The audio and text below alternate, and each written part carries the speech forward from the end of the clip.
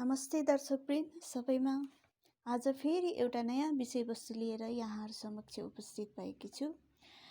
आज मैले विषय छनौट गरेको छु, हामीले दैनिक पूजा पाठ गर्ने बेलामा जे सामग्रीहरू हामी प्रयोग गर्छौँ, त्यो सामग्रीहरूको प्रयोग हुनुको अर्थ के हो, त्यो सामग्रीहरू हामी किन राखेर पूजा गर्छौँ, यस सम्बन्धीमा छोटो जानकारी दिने उद्देश्यले मैले आज यो भिडियो बनाएकी हुँ। यहाँहरूलाई यो भिडियो मन पर्छ भन्ने मैले आशा लिएकी छु। यहाँहरूको कुनै जिज्ञासा भए कृपया कमेन्टमा चाहिँ आफ्नो जिज्ञासा व्यक्त गर्नुहोला। धन्यवाद।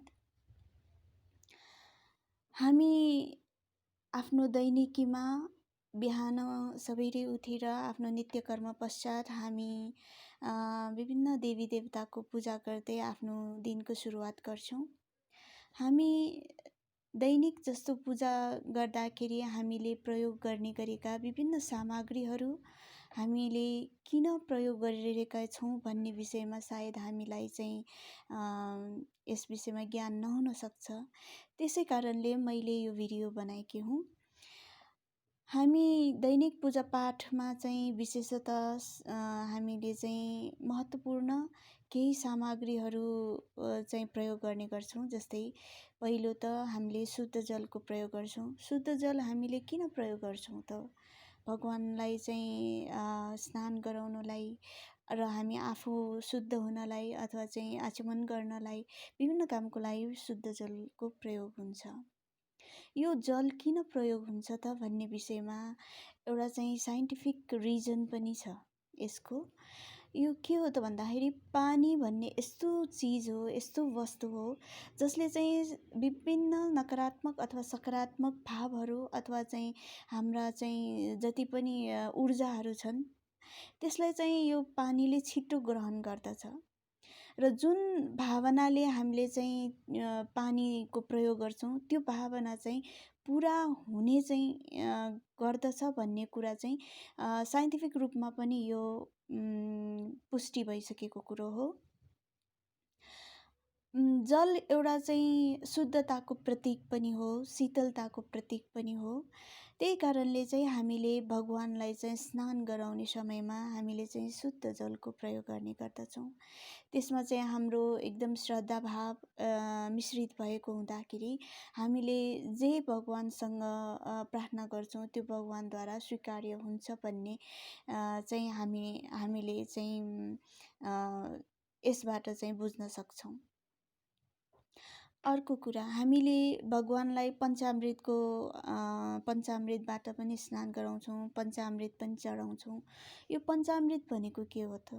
पञ्चामृत भनेको दुध, दही, घिउ, मह र सक्खर, यी 5 पदार्थहरू मिसाएर बनाइएको एउटा अमृत सरहको एउटा मुख्य पूजा सामग्री हो। यो किन प्रयोग हुन्छ त भन्दाखेरि यो पञ्चामृत नामैले 5 वटा अमृत भनेर बुझिन्छ। यसमा प्रयोग हुने यी 5वटा चिजहरू हाम्रो शरीरको लागि अति आवश्यक वस्तुहरू हुन्। यसको प्रयोगले हाम्रो शरीर स्वस्थ रहन्छ। यसको प्रयोग चाहिँ हाम्रो लागि अमृत सरह हुन्छ, जसले हाम्रो जीवनलाई चाहिँ एकदम राम्रो बनाउँछ, जीवनलाई चाहिँ एकदम सफल बनाउन चाहिँ सहयोग गर्छ। यसमा प्रयोग हुने दुध, दही, सक्खर, जे जति पनि वस्तुहरू छन् यसका प्रत्येकका आफ्नै महत्त्वपूर्ण गुणहरू पनि रहेका छन्, जसको कारणले यसलाई अमृत भनेर मानिएको छ। यो पञ्चामृतको जुन स्नान गराउँदाखेरि चाहिँ हामीले सो गुणहरू चाहिँ मैले आफूले प्राप्त गर्न सकौँ भन्ने हिसाबले त्यो उद्देश्यले चाहिँ हामीले पञ्चामृतद्वारा भगवानको स्नान गराउने गर्दछौँ। त्यस्तै गरेर चाहिँ एउटा अर्को कुरा हुन्छ, हामीले पूजा गर्दा चाहिँ भगवानको अगाडि चाहिँ हामीले स्वस्तिक चिन्हहरू बनाउँछौँ। यो स्वस्तिक चिन्ह चाहिँ किन बनाइन्छ त? भगवानको पूजामा मात्र नभए हामीले कुनै पनि नयाँ काम सुरु गर्दा अथवा कुनै चाहिँ शुभ कार्यहरू गर्दाखेरि चाहिँ स्वस्तिक चिन्ह चाहिँ प्रयोग गरिन्छ। स्वस्तिक चिन्हको अगाडि पछाडि शुभ लाभ पनि लेखिन्छ। यो किन लेखेको होला भन्दाखेरि चाहिँ स्वस्तिक चिन्हका 4वटा भुजाहरू छन् जो हामीलाई थाहै छ। स्वस्तिक चिन्हका 4 भुजाले चाहिँ के सङ्केत गर्दछ भने यसले प्रगति, प्रेरणा, सौन्दर्य र शक्तिको चाहिँ यसले सङ्केत गर्दछ। यो 4 भुजाबाट चाहिँ यी गुणहरू चाहिँ हामीले गरेका कार्यमा चाहिँ यी गुणहरू आओस् भन्ने हिसाबले चाहिँ हामीले स्वस्तिक चिन्हको प्रयोग गर्ने गर्दछौँ। र अर्को वैज्ञानिक रूपमा मान्ने हो भने स्वस्तिक चिन्हको अर्कै अर्थ रहन्छ। स्वस्तिक चिन्ह भनेर चाहिँ वैज्ञानिक रूपमा पुष्टि गर्दाखेरि चाहिँ यो नेगेटिभिटी र पोजिटिभिटीको एउटा सङ्गम हो भनेर मानिन्छ। यो नेगेटिभिटी र पोजिटिभिटीलाई चाहिँ जुन ठाउँमा सङ्गम हुन्छ त्यो ठाउँमा चाहिँ एकदम ठुलो महत्त्वपूर्ण कार्य अथवा चाहिँ महत्त्वपूर्ण घटना घटित हुन्छ भन्ने कुरालाई चाहिँ यसले प्रष्ट गर्दछ। अर्को कुरा, हामी भगवान समक्ष दियो जलाउँछौँ, दियो बाल्छौँ। यो किन त? दियो किन बाल्ने त? दियो बाल्नुको पनि एउटा छुट्टै अर्थ रहेको छ। दियो भनेको के हो त भन्दाखेरि हामीभित्रको जति पनि अज्ञान रूपी अन्धकार हामीभित्र समाहित भइरहेका हुन्छन् त्यसलाई चाहिँ नष्ट गरेर एउटा ज्ञानको ज्योति चाहिँ हामीमा आओस्। त्यो ज्ञानको ज्योतिले हाम्रो जीवन चाहिँ सफल होस्, जीवन सार्थक होस् भन्ने मनसायले चाहिँ यो दियो चाहिँ हामी प्रज्वलन गर्ने गर्दछौँ। दियो बाल्दाखेरि चाहिँ हामीले तेलको प्रयोग गर्छौँ, त्यहाँ बत्तीको प्रयोग गर्छौँ। त्यो किन भन्दाखेरि जब हामीले बत्तीलाई चाहिँ तेलमा डुबाएर त्यहाँ जलाउँछौँ त्यो पूर्णतया त्यो जलेर जान्छ, त्यसमा चाहिँ कुनै अंश बाँकी रहँदैन। अथवा चाहिँ हामीले कपुर जलाउँछौँ, कपुर पनि जलाउने गर्छौँ। यो जलाउँदाखेरि चाहिँ के हुन्छ त भन्दाखेरि जसरी चाहिँ आगोले त्यो बत्तीलाई पुरा जलाइदिन्छ त्यस्तै गरेर हामी भित्रको नकारात्मक चिजहरूलाई पनि यस्तै गरेर चाहिँ ज्ञानको ज्योतिले चाहिँ यसरी नै जलाओस् भन्ने चाहिँ कामना यो गर्नु नै दीप जलाउनुको अर्थ हो।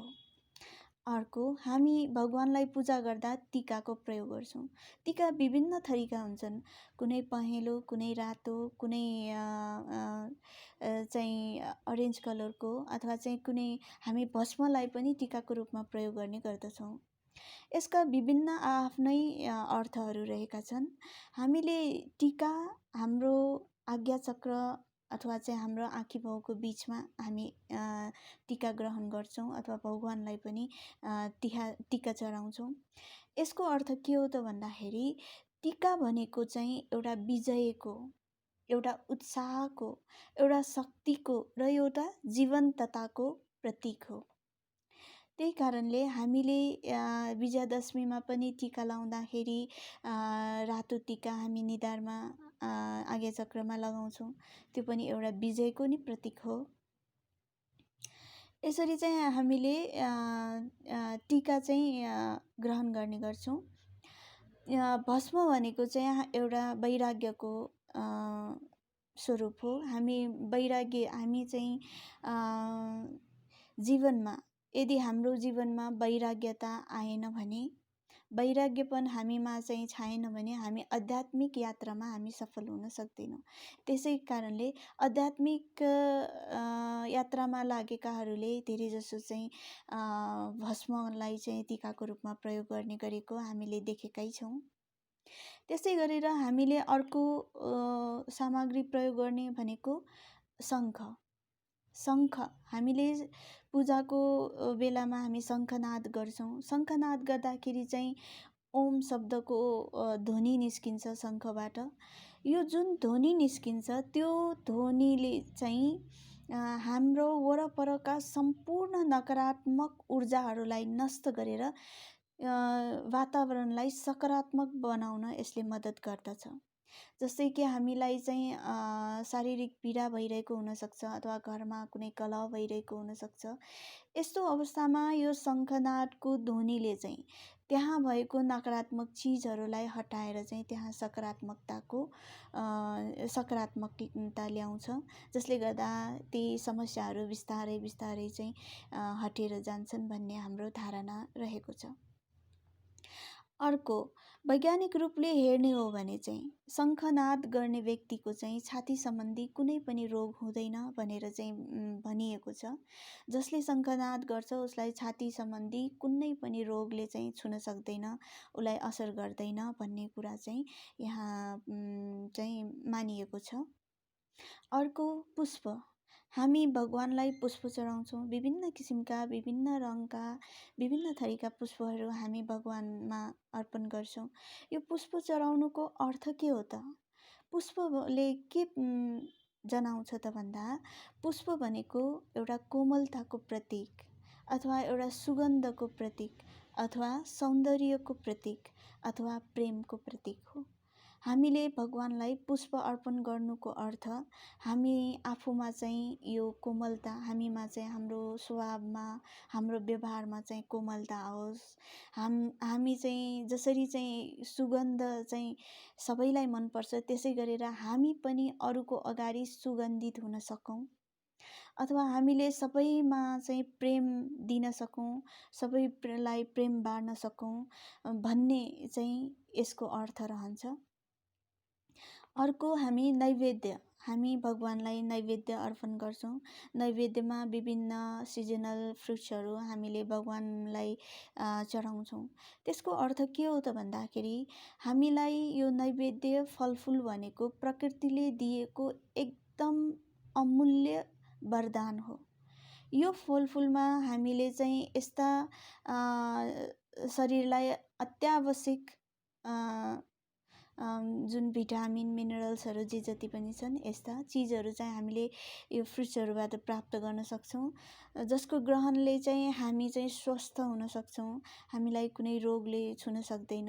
त्यही कारणले चाहिँ यो एउटा चाहिँ सात्विक भोजनको हिसाबले चाहिँ हामीले चाहिँ फलफुल भगवानलाई चाहिँ अर्पण गर्ने गर्दछौँ र त्यही प्रसाद स्वरूप चाहिँ हामीले ग्रहण गर्दाखेरि हामी चाहिँ स्वस्थ हुन्छौँ भन्ने हामीले मनमा राखेका हुन्छौँ अथवा हामीले मान्ने गर्छौँ।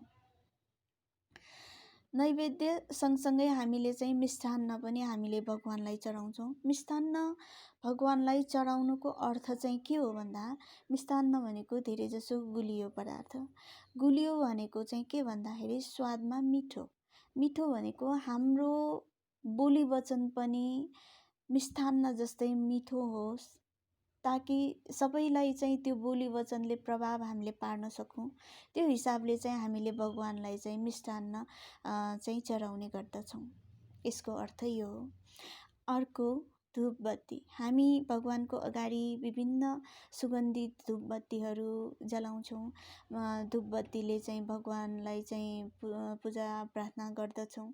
यसको अर्थ के हो त भन्दा, धूप भनेको सुगन्धित हुन्छ। यो विभिन्न एकदम सुगन्धित भएको कारणले यसको अर्थ यसैबाट प्रष्ट हुन्छ कि हामी पनि आफ्नो जीवनमा सकारात्मक कार्यहरू गरेर, विभिन्न राम्रा कार्यहरू गरेर हामी संसारमा चाहिँ एउटा सुगन्ध फैलिए जस्तै हाम्रो कीर्ति, हाम्रो चाहिँ काम चाहिँ फैलियोस्, हाम्रो चाहिँ सबैले गुणगान गरून्, हाम्रो चाहिँ हामी चाहिँ लोकप्रिय हुन सकौँ भन्ने हिसाबले चाहिँ हामीले यो धूपबत्ती भगवान समक्ष चाहिँ हामी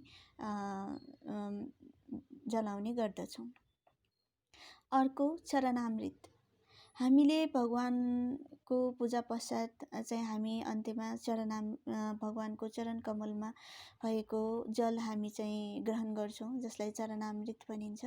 यसको शब्दले नै थाहा छ कि प्रष्ट हुन्छ कि चरण अमृत, भगवानको चरणमा रहेको अमृत भन्ने यसको अर्थ रहन्छ।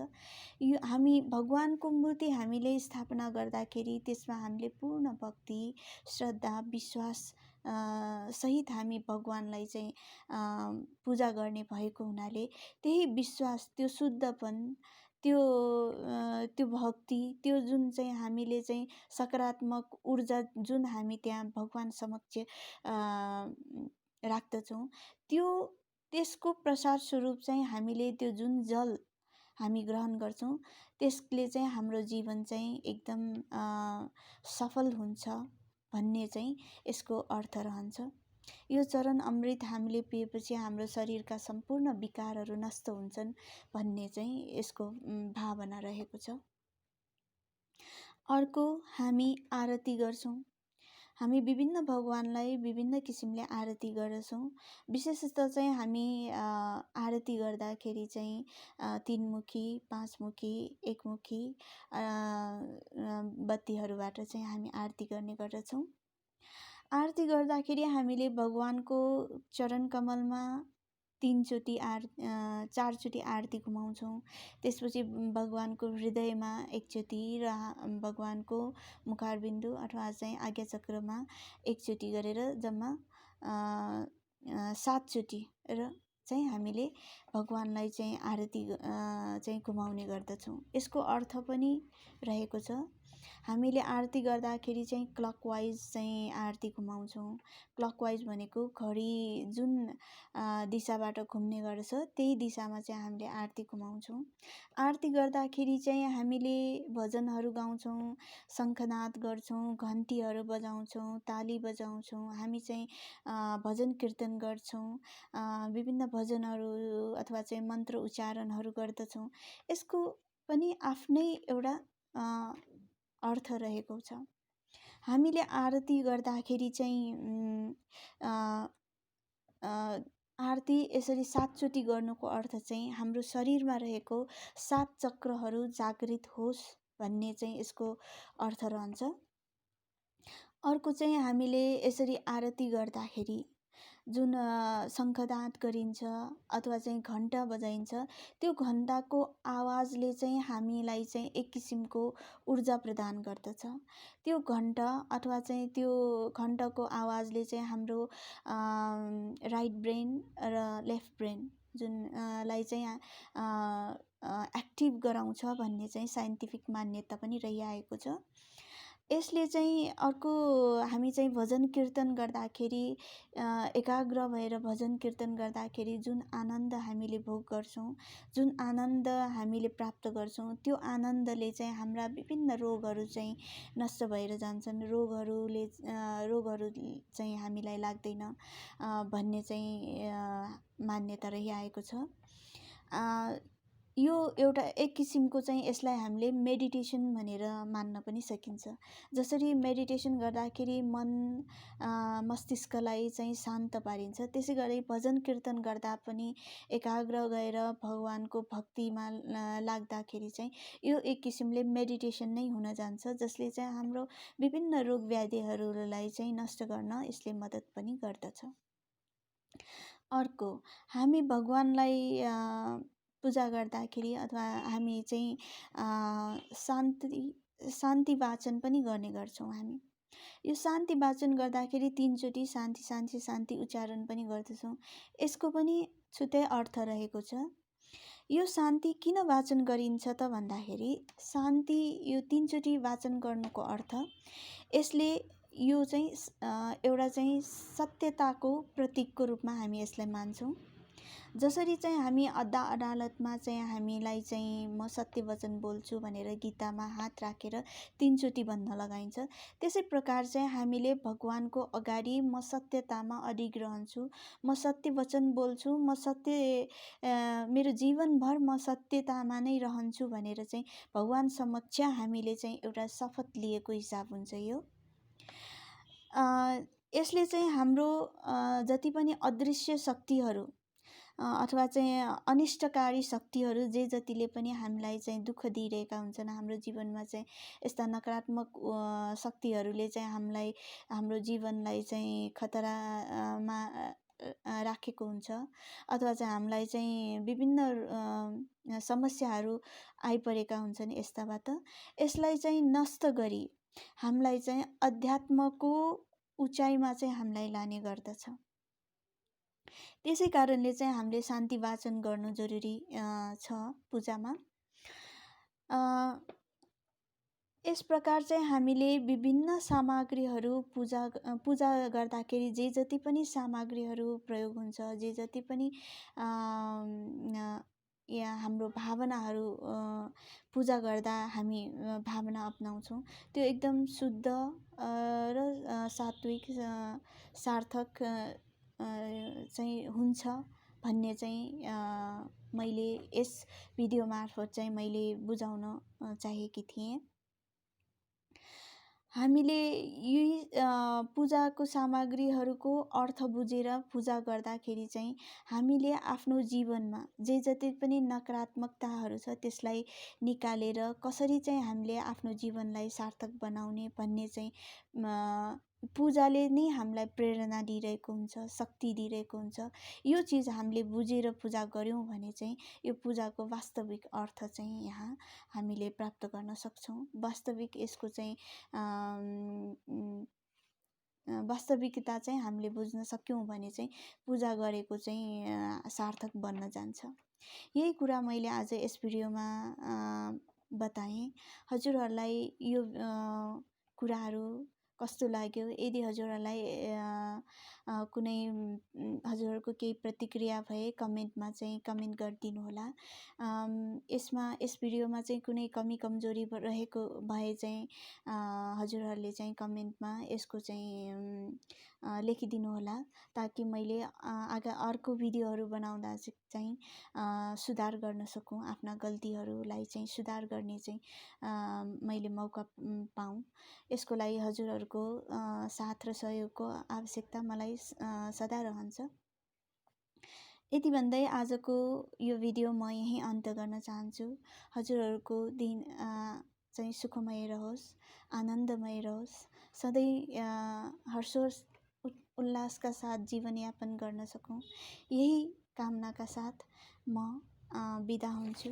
धन्यवाद।